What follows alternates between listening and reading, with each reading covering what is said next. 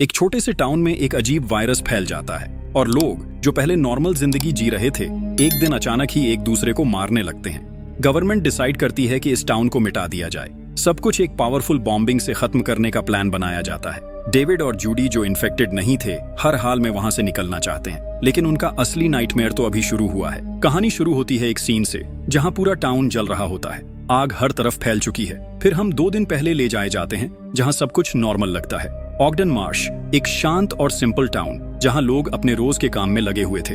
उस दिन टाउन में एक बेसबॉल मैच हो रहा था। ऑफिशियल्स भी आए थे अपने दोस्त स्कॉटी को चीयर करने, लेकिन बिना किसी वार्निंग के एक आदमी ग्राउंड में आ जाता है। उसकी हालत अजीब थी, चेहरे पर पागलपन साफ दिख रहा था। उसके हाथ में एक लोडेड शॉटगन था। एकदम से माहौल बदल गया। ऑफिसर्स ने सब लोगों से कहा, बूथ के अंदर छुप जाओ जब तक वो सिचुएशन को कंट्रोल नहीं कर लेते। एक ऑफिसर धीरे धीरे रोरी के पास गया। पहले लगा शायद रोरी नशे की हालत में हो, इसलिए एक शांत और समझाने वाले लहजे में बोला, गन नीचे रख दो रोरी, कोई बड़ी गलती मत करना। लेकिन तभी ऑफिसर नोटिस करता है कि रोरी शॉटगन उठाकर उसी पर एम करने की कोशिश कर रहा है। 1 सेकंड का भी वक्त नहीं था। ऑफिसर ने तुरंत अपनी गन निकाली। उसके पास कोई और ऑप्शन नहीं था। एक सीधा शॉट रोरी के सिर में और उसी पल उसकी जान चली गई। कुछ देर बाद मॉर्ग में पोस्टमार्टम शुरू होता है। कॉरोनर बताता है कि टॉक्सिकोलॉजी टेस्ट किया जाएगा, पता लगाने के लिए कि क्या रोरी ने अल्कोहल या ड्रग्स लिए थे, लेकिन रिपोर्ट आने में लगभग 1 हफ्ता लगेगा। तब तक उस ऑफिसर को एक और मुश्किल काम करना पड़ता है। रोरी के फैमिली को सच बताना पड़ता है और उनके लिए अफसोस जताना पड़ता है। रोरी की वाइफ बिल्कुल टूट चुकी होती है। वो कहती है, रोरी ने तो 25 साल पहले ही शराब छोड़ दी थी, तो ये सब कैसे हो गया? उसके लिए ये बात समझना मुश्किल था। ऑफिसर डेविड अब तक उस इंसिडेंट को भूल नहीं पाया था। गिल्ट उसे अंदर ही अंदर खा रहा था और ये बात उसकी पार्टनर जूडी से छुपी नहीं थी, जो उसके साथ रहती थी। जब उसने डेविड के चेहरे पर तकलीफ देखी तो उसने उसे संभालने की कोशिश की। कुछ ही वक्त बाद डेविड को कॉरोनर की कॉल आती है, रोरी की टॉक्सिकोलॉजी रिपोर्ट के रिजल्ट्स के साथ। रिजल्ट सुनकर डेविड शॉक में आ जाता है। रोरी के ब्लड में अल्कोहल का कोई निशान नहीं था, लेकिन डेविड के दिमाग में एक ही बात चल रही थी, रोरी ने जो किया वो किसी नॉर्मल इंसान का बिहेवियर नहीं था। इस कंफ्यूजन में उसने कॉरोनर से कहा, कुछ और टेस्ट्स भी कराओ, शायद कोई और टॉक्सिक सब्सटेंस हो जो डिटेक्ट नहीं हुआ। वो टेस्ट्स थोड़ा और टाइम ले सकते हैं, लेकिन डेविड रुक नहीं पाता। उसका दिमाग बार बार उसी मोमेंट पर जा रहा था, बेसबॉल ग्राउंड पर, रोरी के अजीब बिहेवियर पर। इसी टेंशन के बीच एक दिन उसकी मुलाकात होती है बेन से। बेन का चेहरा ब्लैंक होता है, आंखों में कोई होश नहीं होता, जैसे उसका दिमाग कहीं और भटक रहा हो। डेविड को बेन का ध्यान खींचने के लिए उसे बार बार आवाज लगानी पड़ती है, और जब बेन आखिर में पलट कर देखता है तो वो डरा डरा सा लगता है, पूरा उलझन में, जैसे उसे पता ही ना हो कि वो कहाँ है। वो सिर्फ कुछ अजीब और अधूरे लफ्ज बोलता है और फिर बिना कुछ समझाए वहां से भाग जाता है। थोड़ी देर बाद एक और परेशान परिवार जूडी के क्लिनिक आता है। वाइफ बहुत घबराई होती है अपने पति विलियम के अजीब बर्ताव से। चेकअप के दौरान विलियम पूरी तरह से बेपरवाह लगता है, जैसे किसी और दुनिया में हो। जब जूडी उससे पूछती है कि उसकी तबीयत कैसी है, तो वो बस कहता है, मैं ठीक हूँ, थोड़ा थका हुआ हूँ। लेकिन जब उसे थोड़ा डिटेल में पूछा जाता है तो वो हर सवाल का वही एक जैसा जवाब देता है, बिल्कुल सीधा, बिना इमोशन के। जूडी को शक होता है कि विलियम की हालत थकान नहीं, कुछ सीरियस हो सकती है। वो सलाह देती है, विलियम का सीटी स्कैन करवाओ ताकि अगर कोई बड़ी दिक्कत हो तो पता चल सके। उसी रात पूरा परिवार फार्म पर आराम कर रहा होता है। तभी एक अजीब सी आवाज शेड की तरफ से आती है। आवाज सुनकर वाइफ अपने बेटे से कहती है, तुम घर में ही रहो, मैं देखती हूँ। जब वो शेड के अंदर जाती है तो देखती है कि बड़ा हार्वेस्टर मशीन बिना किसी वजह के चल रहा है। ये देखकर वो घबरा जाती है और तेजी से अपने पति विल को पुकारती है, लेकिन कोई जवाब नहीं मिलता। वो मशीन बंद करती है, लेकिन उसके तुरंत बाद घर के अंदर से उसके बेटे की चीख सुनाई देती है। वाइफ बिना सोचे घर की तरफ भागती है। आखिर में वो औरत अपने बेटे को एक क्लोजेट के अंदर छुपा हुआ पाती है। वो कांप रहा था। शांत आवाज में उसने कहा, पापा पागल हो गए हैं, उनके हाथ में चाकू है। ये सुनते ही माँ एक पल भी जाया नहीं करती। वो बेटे को लेकर बेडरूम में छुप जाती है, फिर दरवाजा बंद करके लॉक कर देती है ताकि विल अंदर ना आ सके। लेकिन विल रुकने वाला नहीं था। वो गैसोलीन का कैन उठाता है और पूरे घर में तेल छिड़कने लगता है। उसके चेहरे पर ना कोई अफसोस था, ना शक, सिर्फ एक सुकून। फिर वो एक मैच स्टिक जलाता है और बिना हिचकिचाहट के जमीन पर फेंक देता है। पूरा घर आग में घिर जाता है और उसकी फैमिली उसी घर के अंदर फंसी होती है। डेविड को क्राइम सीन पर बुलाया जाता है। जब वो वहां पहुंचता है, घर अभी भी जल रहा होता है। फायर ब्रिगेड आग बुझाने की कोशिश में लगी होती है। हर तरफ तबाही थी, लेकिन सबसे डरावनी बात थी विल का बर्ताव। पुलिस जब उसके पास पहुंची, वो शांति से घास काटने की मशीन चला रहा था, जैसे कुछ हुआ ही ना हो। जूडी, जो डेविड के साथ थी, अपने इमोशंस को कंट्रोल नहीं कर पाई। उस आदमी को इतना शांत देखकर, जिसने अभी अभी अपनी पूरी फैमिली को खत्म कर दिया था, उसका दिल टूट चुका था। उसके चेहरे पे सिर्फ एक ही सवाल था, आखिर ऐसा क्या हुआ था जो विल ने इतना डरावना कदम उठा लिया। लेकिन विल के चेहरे की वो बेपरवाही, उसकी वो खामोशी माहौल को और भी ज्यादा डरावना बना रही थी। पुलिस ने विल को तुरंत अरेस्ट कर लिया और कस्टडी में ले गए। स्टेट पुलिस भी साइट पे पहुंच चुकी थी। अब वो पूरे केस का कंट्रोल ले चुकी थी, लेकिन विल की मेंटल स्टेट वैसी ही बनी रही।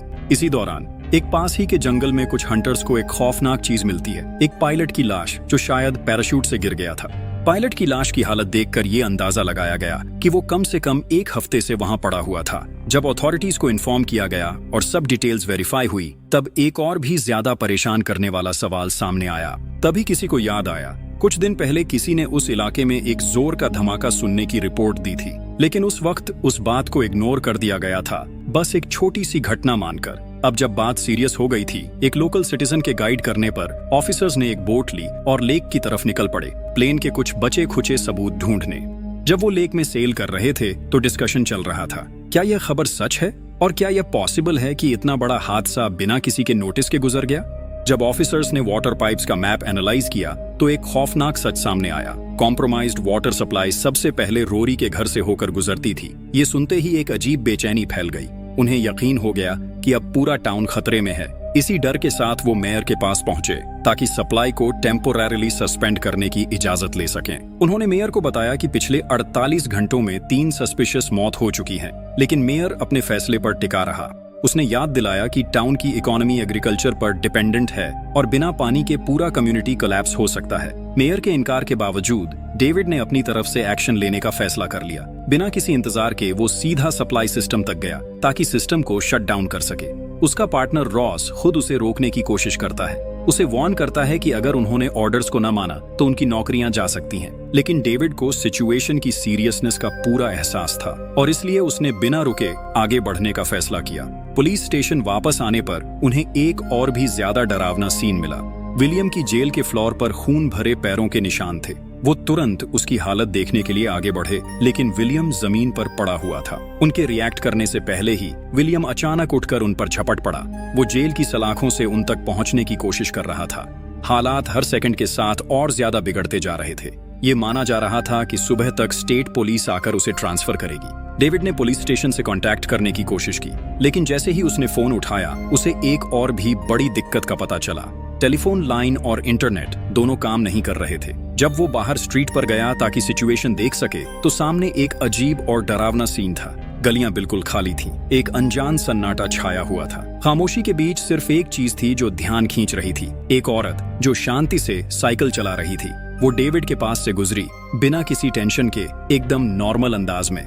डेविड उसे जाते हुए देखता रहा, लेकिन तभी उसकी नजर थोड़ी दूर खड़ी एक ब्लैक वैन पर गई और उस वैन के अंदर कोई कैमरा से उसकी फोटोज ले रहा था। डेविड कुछ समझ पाता उससे पहले ही वैन के लोगों को समझ आ गया कि उनकी हरकत पकड़ी गई है और वो तुरंत वहां से भाग गए। लेकिन जैसे ही डेविड मॉर्ग के अंदर गया, उसने देखा कि पूरी जगह खाली थी।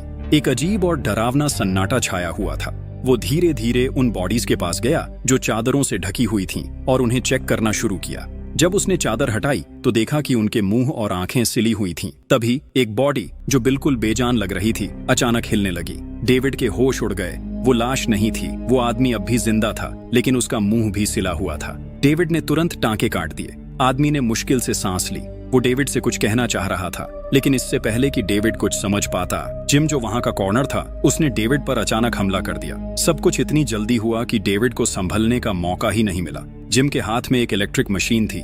डेविड कुछ समझ पाता उससे पहले ही जिम ने उस मशीन से वॉर शुरू कर दिया। एक भयानक लड़ाई छिड़ गई। डेविड हिलता डुलता हुआ मुश्किल से खुद को बचाने की कोशिश कर रहा था। फिर एक वक्त आया जब डेविड ने जिंदा बचने के लिए मशीन का वायर उठाकर जिम के बॉडी के चारों तरफ लपेट दिया। मशीन अब भी चल रही थी। कुछ ही सेकंड्स में उसके शार्प ब्लेड्स जिम के अंदर घुस गए। जिम जमीन पर गिर पड़ा, लेकिन मशीन अब भी चल रही थी और तेजी से डेविड की तरफ बढ़ रही थी। जब लग रहा था कि अब कुछ नहीं हो सकता, तभी रॉस वहां आया।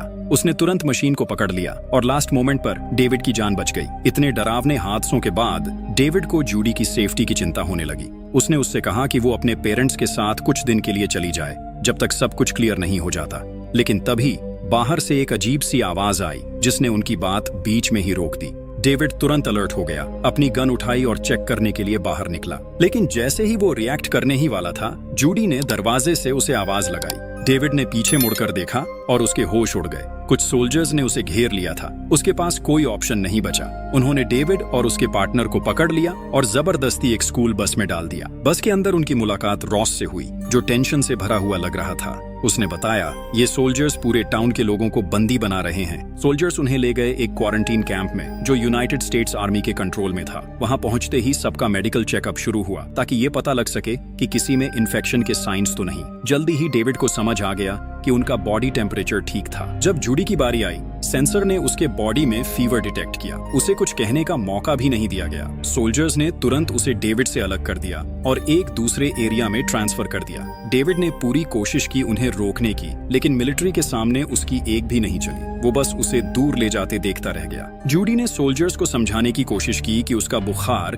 प्रेगनेंसी की वजह से है, लेकिन किसी ने उसकी बात सुनना तो दूर, उसे पूरी तरह इग्नोर कर दिया। उसे जबरदस्ती पकड़कर हाथ में हैंडकफ्स लगा दिए गए और एक रूम में ले जाया गया, जहां कुछ और लोग भी उसी अनजानी तकदीर का इंतजार कर रहे थे। तभी कैंप में एक केओस मच गया। कुछ सर्वाइवर्स ने कैंप में घुसकर अटैक कर दिया। फायरिंग शुरू हो गई। हर तरफ भागदौड़ और पैनिक फैल गया। इसी बीच कुछ इन्फेक्टेड लोग भी अपने आप को छुड़ाने में कामयाब हो गए। बेस के अंदर डर और मौत का खौफ फैल गया। मिलिट्री ने पीछे हटने का फैसला किया और उनके साथ कैंप के वर्कर्स भी भाग गए। जिन लोगों में इन्फेक्शन के साइंस नहीं थे, उन्हें उनकी तकदीर के भरोसे छोड़ दिया गया। सब कुछ आउट ऑफ कंट्रोल हो चुका था। कोई क्लियर प्लान नहीं था। इस बेचैनी और टेंशन के बीच डेविड और रॉस ने डिसाइड किया कि वो टाउन वापस जाएंगे, वेपन्स और सप्लाईज लेने के लिए, ताकि जूडी को वापस क्वारंटीन से बचा सकें। जूडी अभी भी एक स्ट्रेचर से बंधी हुई थी। उसके आसपास कुछ और लोग भी थे, सभी डर और अनसर्टेनिटी से घिरे हुए, लेकिन असली खौफ तो अभी बाकी था। अचानक बेन, जो इन्फेक्टेड था, हथियार लेकर रूम में घुस आया।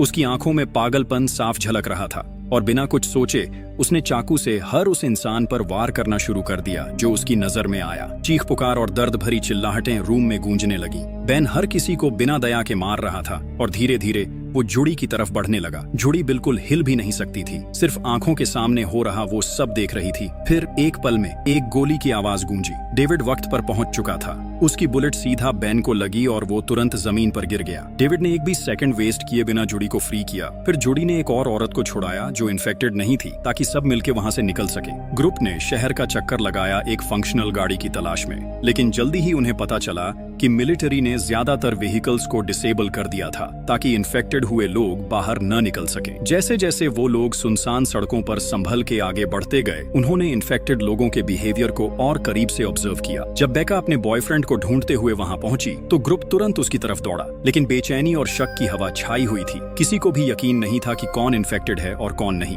तभी जाकर जब सिचुएशन क्लियर हुई और साबित हो गया कि सब लोग हेल्थी हैं, तब जाकर वो अपना म्यूचुअल कंसर्न और रिलीफ एक्सप्रेस कर पाए। अचानक डेविड ने कुछ कदमों की आहट सुनी। तुरंत उसने सबको सिग्नल दिया, छुप जाओ। वो अपनी हाइडिंग प्लेस से सब पर नजर बनाए हुए था। उन्होंने एक डरावना सीन देखा। मिलिट्री सड़कों पर पेट्रोल कर रही थी और लोगों को उनके घरों से बाहर खींच रही थी। लेकिन सबसे ज्यादा हैरानी तब हुई जब ये समझ आया कि उनका असली मकसद सर्वाइवर्स को रेस्क्यू करना नहीं था, बल्कि बिना फर्क किए उन्हें खत्म कर देना था। बेका के बॉयफ्रेंड के परिवार को भी नहीं छोड़ा गया और जब उसने उनकी मदद करने की कोशिश की, मिलिट्री ने उसे भी गोली मार दी। ग्रुप अब भी डर के माहौल में संभल कर आगे बढ़ रहा था। एक पॉइंट पर उन्होंने एक सोल्जर को रोका, उसे घेर कर तुरंत पकड़ा और गुस्से में पूछा, ये सब क्या हो रहा है? लेकिन उस सोल्जर के चेहरे पर सिर्फ डर था। उसने कबूल किया, मुझे भी ज्यादा कुछ नहीं पता। उसके कहने के मुताबिक वो सिर्फ ऑर्डर्स फॉलो कर रहे थे और उन्हें वार्न किया गया था, अगर उन्होंने अपने मास्क उतारे तो वो मर जाएंगे। इससे पहले कि वो उस सोल्जर से और कुछ जान पाते, उन्होंने कदमों की आहट सुनी और सोल्जर्स उनकी तरफ बढ़ते नजर आए। डेविड ने पूरी सिचुएशन को समझा और तुरंत एक प्लान बनाया। उसने पकड़े गए सोल्जर को एक डील ऑफर की, हम तुझे छोड़ देंगे, बस वादा कर कि तू हमारी लोकेशन किसी को नहीं बताएगा। बिना किसी हिचकिचाहट के उस आदमी ने हाँ कर दी और वादा निभाया भी। उसने उनकी मौजूदगी किसी को नहीं बताई, जिससे ग्रुप वहां से निकल पाया। आखिरकार वो लोग डेविड के घर पहुंच गए। जूडी खुद को नॉर्मल दिखाने की कोशिश कर रही थी, जैसे कुछ हुआ ही नहीं, लेकिन हकीकत सामने थी। पूरा शहर तबाह हो चुका था और और वो कुछ गिने चुने सर्वाइवर्स में से थे। टाउन से बाहर निकलने के रास्ते की तलाश शुरू हुई। गराज में उन्हें एक पुरानी पेट्रोल कार मिली जो अब भी चलने लायक थी। वो औरत वहाँ मौजूद थी, रोरी की पत्नी, उस आदमी की पत्नी जिसे डेविड ने कुछ दिन पहले मार दिया था। उसके पास उसका बेटा भी था। दोनों के चेहरे पर सिर्फ एक चीज थी, गुस्सा और दर्द। वो दोनों इंतजार कर रहे थे बदला लेने का, और आज उनके पास वो मौका था। औरत ने जूडी के सिर पर बंदूक तान दी और डेविड को उसके पति की मौत के लिए दोषी ठहराने लगी। लेकिन डेविड ने अपना सारा कंट्रोल बनाए रखा। बिना घबराए उसने उस औरत का ध्यान भटकाया, बस कुछ पल के लिए, उतना ही काफी था। डेविड ने उससे गन छीन ली, लेकिन उसका बेटा जो सिर्फ गुस्से में अंधा हो चुका था, उसने तुरंत बंदूक उठाई और सीधा डेविड पर तान दी। उसे गोली चलाने का मौका मिलता उससे पहले ही रॉस ने नीचे से देख लिया और एक परफेक्ट शॉट में उस लड़के को गिरा दिया। वो तुरंत बेहोश हो गया और खतरा खत्म हो गया। ग्रुप ने ज्यादा रुकने का रिस्क नहीं लिया। सब लोग कार में बैठकर तुरंत वहां से निकल गए। कई किलोमीटर दूर तक ड्राइव किया। उनका एक ही मकसद था, पीछे छूटी उस दहशत भरी दुनिया को हमेशा के लिए छोड़ देना। लेकिन उनका सुकून ज्यादा देर तक नहीं टिक पाया। जब एक मिलिट्री हेलीकॉप्टर उनके ऊपर से गुजर गया, सबने सांस रोक ली, दुआ करते हुए कि उनकी लोकेशन डिटेक्ट ना हो गई हो। पर उनकी बदकिस्मती तब कंफर्म हो गई जब हेलीकॉप्टर ने घूमकर वापस उसी डायरेक्शन में आना शुरू किया। डेविड ने तुरंत सोचा और आसपास देखा। एक कार वॉश नजर आया और उसने बिना टाइम वेस्ट किए गाड़ी वहां घुसा दी ताकि हेलीकॉप्टर के जाने तक वहां छुप सके। लेकिन जैसे ही गाड़ी अंदर गई, कार वॉश के सेंसर एक्टिवेट हो गए और ऑटोमेटिक क्लीनिंग साइकिल चालू हो गया। गाड़ी घनी स्पॉन्ज और सोप के बीच फंस गई। तभी बेका ने घबरा कर बोला, उस कोने में कोई था। उसकी बात सुनते ही रॉस ने बिना सोचे समझे उस डायरेक्शन में फायर कर दिया, सिर्फ इस उम्मीद में कि कोई भी खतरा हो तो भाग जाए। लेकिन उसके गोलियों की आवाज ने उल्टा इन्फेक्टेड लोगों का ध्यान खींच लिया और वो सब कार वॉश के आसपास जमा होने लगे। थोड़ी देर में गाड़ी के अंदर शीशे टूटने की आवाज गूंज उठी। इन्फेक्टेड लोगों ने विंडोज तोड़ दी थी और अब वो अंदर घुसने की पूरी कोशिश कर रहे थे, एकदम पागलपन से। ग्रुप ने पूरी ताकत से उन्हें रोकने की कोशिश की, किसी तरह उन्हें धक्का देते रहे, मार कर पीछे हटाते रहे और कार को रिवर्स करने की कोशिश चलती रही। आखिरकार उन्होंने गाड़ी रिवर्स में डालकर कार वॉश से बाहर निकाल लिया। लेकिन तभी एक इन्फेक्टेड जो रूफ से चिपका हुआ था, अचानक एक पाइप फेंका जो सीधा जाकर बेका के गले में अटक गया। बेका लटक गई। पूरा ग्रुप शॉक में जम गया। दर्द और बेचारी सी फीलिंग छा गई। पर उस पल को भी तोड़ दिया एक जबरदस्त धमाके ने। वही मिलिट्री हेलीकॉप्टर जो उनका पीछा छोड़ ही नहीं रहा था, एक मिसाइल छोड़ी जो सीधा उनकी गाड़ी पे जाकर लगी। एक ही पल में पूरी गाड़ी हवा में उड़ गई। अब उनके पास कोई गाड़ी नहीं थी तो उनका आखिरी ऑप्शन था पैदल चलना। वो काफी देर तक रास्ते पर चलते रहे। जो भी छोड़ी हुई गाड़ियां मिली उन्हें चेक करते रहे, लेकिन कोई भी चलने लायक नहीं थी। थकान और फ्रस्ट्रेशन बढ़ने लगा था। तभी उन्होंने दूर से एक गाड़ी आते हुए देखी। डेविड, जो अब सर्वाइवल मोड में था, ने तुरंत एक प्लान बनाया। उसका प्लान था कि वो गाड़ी को रोके और उसके अंदर के लोगों को बाहर निकालकर व्हीकल अपने कंट्रोल में ले ले। लेकिन रॉस ने शायद डेविड का इरादा सही से समझा नहीं और बिना सोच समझे रोड पर मेटल स्पाइक्स वाली एक नेट फेंक दी। गाड़ी तुरंत कंट्रोल से बाहर हो गई और रोड से उतर गई। जब वो गाड़ी के पास पहुंचे तो उन्हें पता चला कि ड्राइवर एक मिलिट्री ऑफिसर था। ज्यादा वक्त न गंवाते हुए उन्होंने उसे फोर्सफुली गाड़ी से बाहर निकाला और उसे जबरदस्ती इंटरोगेट किया। आखिर में वो ऑफिसर सच बोलने को मजबूर हो गया। उसने बताया कि जो प्लेन लेक में क्रैश हुआ था वो एक हाईली डेंजरस लॉजिकल वेपन ले जा रहा था, एक ऐसा केमिकल जो वॉर के वक्त लोगों की मेंटल स्टेबिलिटी तोड़ने के लिए बनाया गया था। लेकिन किसी एरर की वजह से वो एयरक्राफ्ट क्रैश हो गया और उसका डेंजरस कार्गो सीधा इस छोटी सी टाउन पर गिर गया। डेविड और जूडी ऑफिसर से हेल्प मांगने ही वाले थे ताकि वो टाउन से निकल सकें। तभी हवा में एक गोली की आवाज गूंजती है। ऑफिसर सीधा जमीन पर गिरता है। दोनों ने हैरानी से मुड़कर देखा। रॉस सामने खड़ा था, बंदूक अभी भी उठाई हुई थी, हाथ कांप रहे थे। उसी वक्त उन्हें समझ आ गया, वायरस अब रॉस तक पहुंच चुका था। उसका गुस्सा, उसका कंट्रोल में ना रहना, ये सब इस बात का सबूत था कि वो अब पहला वाला रॉस नहीं रहा। डेविड ने उसे शांत करने की कोशिश की, उसे समझाया, लेकिन रॉस कुछ सुनने को तैयार ही नहीं था। उसकी नजर सख्त हो गई और एक ठंडे लेकिन जबरदस्ती वाले लहजे में उसने बोला, आगे चलते रहो। अब वो उनका साथी नहीं रहा, वो अब एक किडनैपर बन चुका था। सभी काफी देर तक चुपचाप चलते रहे। रॉस हर वक्त उन पर नजर रखे हुए था। फिर एक पल ऐसा आया जब डेविड को एक मौका दिखा। एक तेज सही जगह पर मारा गया वार। रॉस सीधा जमीन पर गिर गया। रॉस कुछ पल तक बिना हिले खड़ा रहा। फिर जब उसने अपना सर उठाया, ऐसा लगा जैसे उसके अंदर कुछ बदल चुका हो। आगे बढ़ते हुए उनका सामना एक मिलिट्री ब्लॉकेड से हुआ। ये ब्लॉकेड रॉस के टाउन की बाउंड्री को मार्क करता था। अपनी हालत को समझ चुके रॉस ने डेविड और जूडी से कहा कि वो मिलिट्री को डिस्ट्रैक्ट करेगा ताकि दोनों उस पार जा सकें। उसे पता था कि इन्फेक्शन जल्दी ही उसके पूरे शरीर को कंट्रोल कर लेगा। उसकी आवाज में विश्वास पास था जब उसने कहा कि भागने का कोई फायदा नहीं जब अंजाम लिखा जा चुका हो। उसे सिर्फ ये उम्मीद थी कि उसका बलिदान बेकार ना जाए। कुछ देर बाद डेविड और जूडी एक रोड के बीच एक रेस्ट स्टॉप तक पहुंच गए। वो दोनों थके हुए थे और बस ये चाहते थे कि किसी तरह इस मुसीबत से जितना दूर जा सकें चले जाएं। वहां पहुंचकर उन्होंने तुरंत एक वर्किंग व्हीकल ढूंढना शुरू किया, लेकिन जो उन्हें मिला वो और भी ज्यादा डरावना था। रोड के साइड में कुछ ट्रक्स पार्क किए गए थे जिनमें जली हुई लाशें थीं। ऐसा लग रहा था जैसे कुछ लोगों को इवैक्यूएशन का वादा करके यहाँ बुलाया गया हो, लेकिन उन्हें मारकर यहीं जला दिया गया। वहीं खड़े होकर डेविड और जूडी को एक सच्चाई का एहसास हुआ। सरकार का इरादा कभी किसी को बचाने का था ही नहीं। उनका सिर्फ एक ही मकसद था, किसी भी गवाही को जिंदा ना छोड़ना। दोनों अभी भी स्टॉप पर ही थे कि अचानक पूरी जगह अंधेरे में डूब गई। एक ब्लैकआउट ने सब कुछ अंधेरे और सन्नाटे में बदल दिया, लेकिन वो सन्नाटा ज्यादा देर नहीं टिक पाया। अचानक ही इन्फेक्टेड लोगों की कराहटें और भागने की आवाजें गूंजने लगीं। डेविड और जूडी भागते रहे, हर वार से बचने की कोशिश करते हुए सीधा एक छोटी सी पार्किंग लॉट की तरफ। वहां उन्होंने किसी भी गाड़ी की चाबी ढूंढने की कोशिश की ताकि वो वहां से भाग सकें, लेकिन हर गुजरते पल के साथ उनकी बेचैनी और भी बढ़ती जा रही थी। थोड़ी देर बाद एक जबरदस्त एक्सप्लोजन ने जमीन को हिला दिया। शॉकवेव उन तक भी पहुंची, लेकिन किसी तरह वो दोनों बच गए। लेकिन उनका ट्रक पूरी तरह तबाह हो चुका था। अब कोई और ऑप्शन ना बचा तो दोनों को पैदल ही निकलना पड़ा, सबसे करीब वाली सिटी की तरफ। उनकी एक ही उम्मीद थी, कहीं तो सुरक्षा मिले, लेकिन वो ये नहीं जानते थे खतरा अभी खत्म नहीं हुआ था। आसमान से एक गवर्नमेंट सैटेलाइट उन पर नजर रखे हुए था और फिर एक बेरहम डिसीजन लिया गया। कंटेनमेंट प्रोटोकॉल रिएक्टिवेट कर दिया गया, इस बार उस सिटी के लिए जहां डेविड और जूडी जा रहे थे। और ये मूवी यहीं खत्म होती है।